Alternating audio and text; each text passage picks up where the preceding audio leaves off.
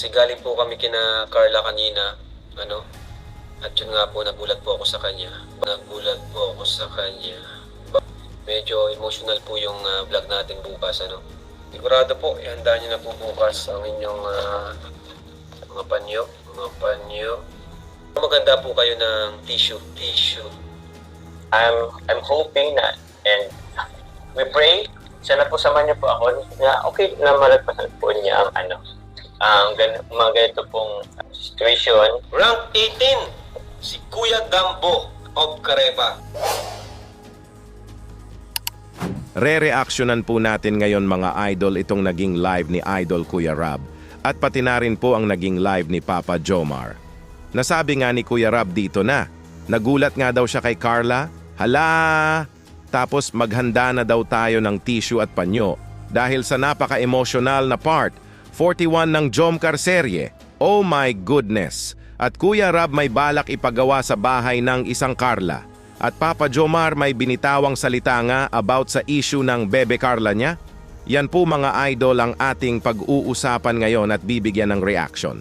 Bago po tayo mag-uumpisa ay, shoutout ko po muna ang leaders ng Kalingap na sina Kuya Val Santos Matubang, Ate Edna Vlogs, Idol Kalingap Rab, at Ma'am Jackie Tapia Matubang. Pati na rin po sa lahat ng charity vloggers, Kalingap Reactors, especially na po ang Carepa, suportahan po natin sila palagi. Uumpisahan po nating bibigyan ng reaction mga idol itong naging live ni Papa Joms. Sinagot nga ni Papa Jomar ang tanong ng viewers sa comment section. About nga ito sa bebe Carla niya, nakamusta na ba daw ang bebe niya? Ito nga po ang naging sagot ni Papa Joms. How's baby Carla, Papa Jones? Is she okay now? As of now po, hindi ko po siya nakausap. But I tried to call her po earlier po. Tinry ko po siyang i-call. Kaya so siguro po nag-break po muna siya from social media. And okay po yun. Para sa akin po, okay po yun. Wag po muna siyang po sa social media kasi yun nga po, andyan pa rin yung issue yata yung sa kanya. Pero I'm hoping na, and we pray, sana po samahan niyo po ako na okay na malagpasan po niya ang mga ganito pong situation.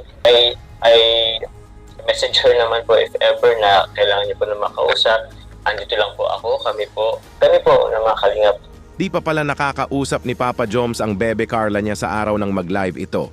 Tinatry nga daw niyang tawagan ang bebe niya kaso parang nag-break ata muna ang bebe Carla niya sa social media.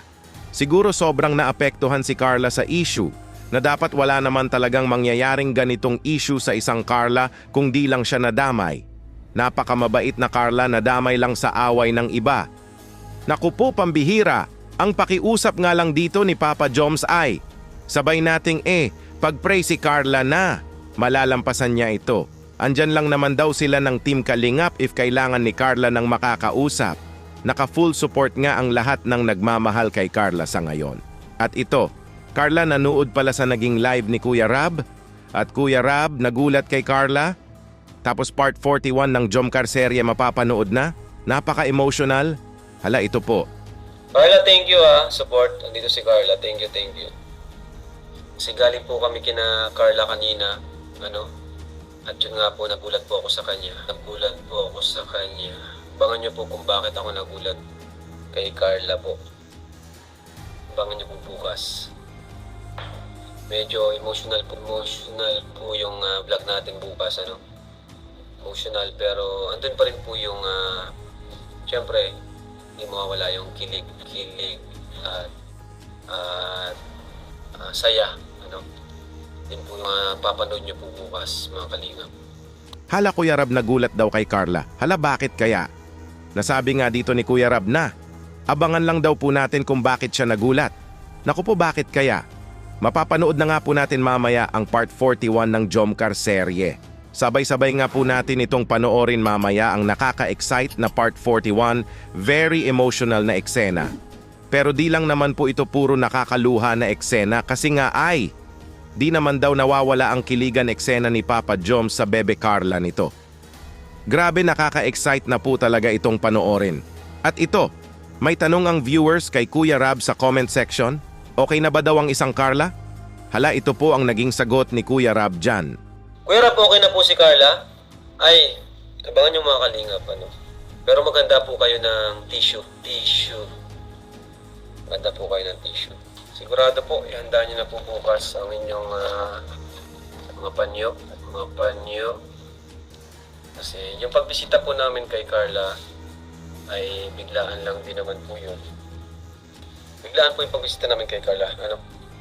Ang naging sagot nga ni Kuya Rab dito ay, abangan lang daw po natin ang part 41 tapos maghanda nga daw tayo ng tissue at panyo. Grabe, paniguradong mapapaluha tayo dito. Siguro dito natin malalaman kung paano na handle ni Carla ang issue at bashing sa kanya. Maririnig na natin sa wakas ang side ni Carla kung paano niya hinarap ang pagsubok na dumating sa kanya.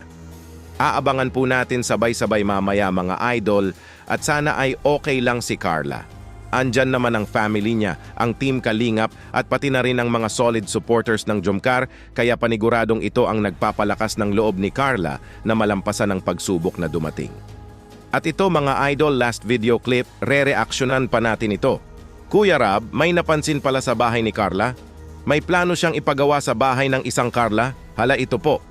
Kuya Rap, sana lagyan ng gate ang bahay ni Carla. Actually, isa din po yan sa napansin ko kasi masyadong open po yung bahay nila Carla. So, maganda rin talaga kung malagyan ng gate. Hayaan niyo po, pag nakaipon po kami sa pag-vlog sa Jomcar, pwede namin yan pasimulan din. Ang request pala ng nag-comment ay, sana daw ay lagyan ng gate ang bahay ni Carla. Nasabi nga dito ni Kuya Rab na maganda nga naman daw talaga na gawan ito ng gate kasi napansin nga ni Kuya Rab na masyadong open ito.